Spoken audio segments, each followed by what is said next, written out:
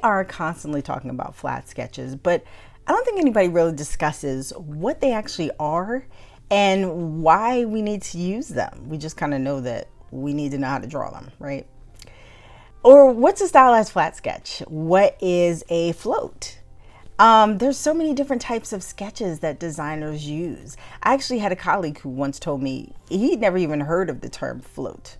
So as I was discussing these things with my FIT students last week, I thought to myself, this would be a great concept to share on YouTube, because there's a lot of people who are new to the fashion industry or want to get into fashion, and you're hearing these terms all the time, but you don't really know what they are.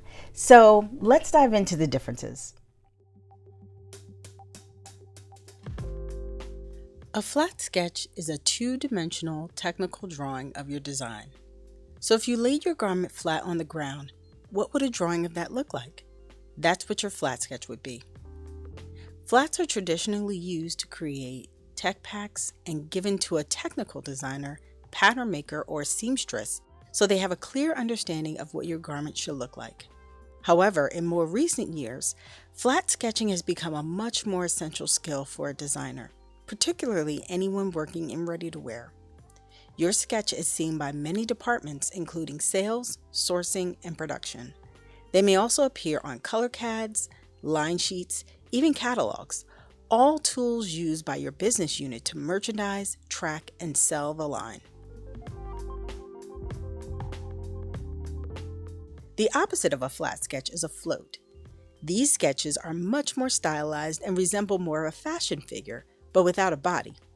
They are a lot prettier than a flat sketch and are sometimes used in lieu of a fashion figure. However, they are not appropriate to use for a tech pack. Unfortunately, you don't see floats used much anymore in ready-to-wear given today's fast-paced industry, but they are great for presentations and a great addition to your portfolio. The happy medium between a flat sketch and a float is what I like to call a stylized flat sketch. This is the style many designers working in the industry will use. The flat sketch is more fluid, and you may see more movement lines and shadows added. It may even look like there's a body in it.